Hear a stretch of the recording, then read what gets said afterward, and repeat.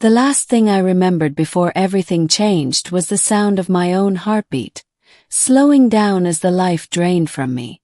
The colony ship Erebus 4 had been ambushed by raiders near the shadow of Kepler 186f, a green-blue world we were only supposed to survey.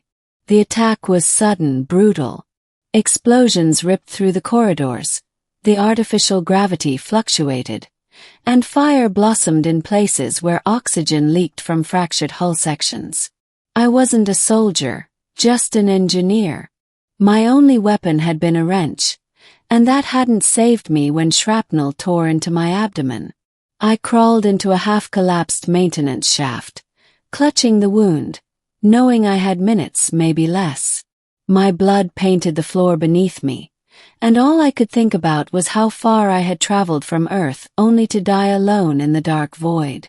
My body shivered as hypothermia started to settle in. That's when I saw her. First I thought my brain was hallucinating. A tall figure, humanoid but impossibly graceful, slid into view. Her skin glowed faintly under the emergency lights, a pale lavender shade with veins that shimmered silver. Her hair floated around her face like strands of liquid shadow. And then there were her eyes, crimson and luminous, locking onto me like a predator considering whether to strike. "You are dying," she said. Her voice was melodic, layered, like two notes resonating in harmony. "No kidding," I whispered, coughing blood. "Who are you?" She crouched beside me. Her fingers were long, elegant, ending in sharp nails that looked more like talons. Her mouth parted, revealing elongated fangs. "Your species calls my kind many things," she said softly. "But you would understand me best as a vampire." I laughed bitterly, or tried to. Came out as a wet gasp. "Figures die on the edge of known space, hallucinate Dracula's alien cousin." But her eyes narrowed with something that wasn't amusement. "Hunger, maybe. Pity. You can die here, alone, forgotten," she said, leaning closer. "Or you can accept my gift. My blood will bind with yours. It will heal you. It will make you more than human. But you will never be the same again." I didn't have a choice.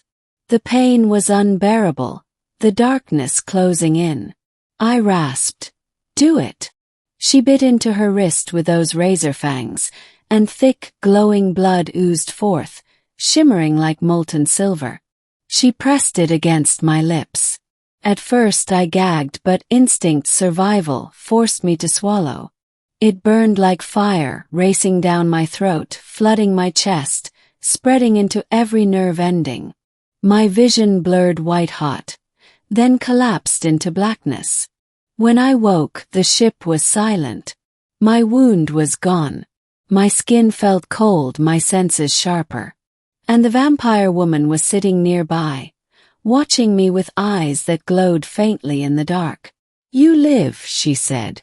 "But you are no longer only human." Middle. Her name was Celera, and she was the last of her kind, at least in this part of the galaxy. Her people, the Nixari, had been hunted to extinction by both humans and other alien races, branded as parasites, monsters that fed on the life of others. She told me they were more complicated than that. Yes, they required blood, living essence, to sustain themselves, but they also carried knowledge in their veins. Each time they shared blood, memories, instincts, and even fragments of personality could transfer.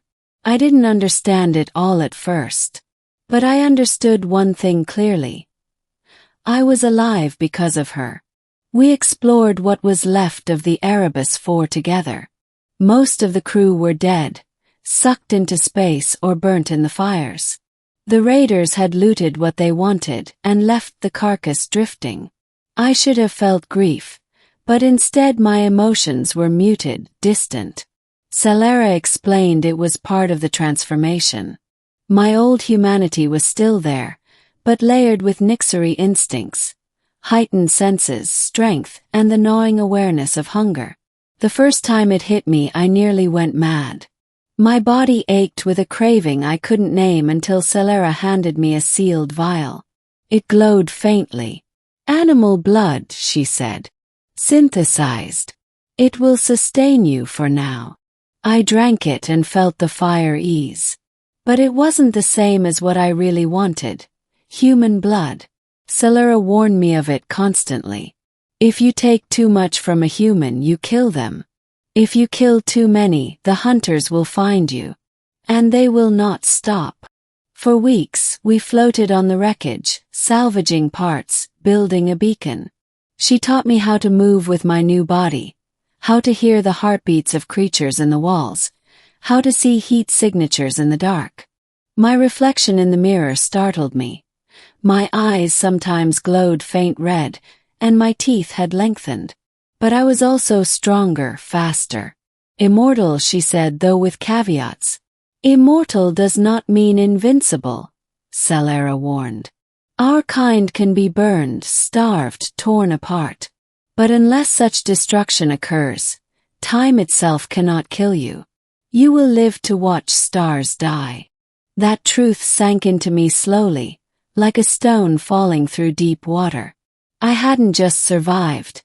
I had been condemned to eternity. When a rescue ship finally found us, Celera insisted we stay hidden. She said the humans could not know what I had become. So we stowed away, shadow walking through the ducts until the vessel docked at a station. There, she revealed her plan. "You cannot return to your old life," she said firmly. "But you can shape a new one. With me." I wasn't sure what she meant, until I felt it. A bond. Somewhere between her giving me blood and guiding me through survival, something had fused us. I could sense her presence in my mind, like a whisper at the edge of thought. And I realized I didn't want to leave her. But the universe wasn't about to let us rest. One night, alarms screamed through the station. Hunters, mercenaries armed with plasma and ultraviolet weaponry, had tracked Celera. They stormed the halls, burning through anyone in their path.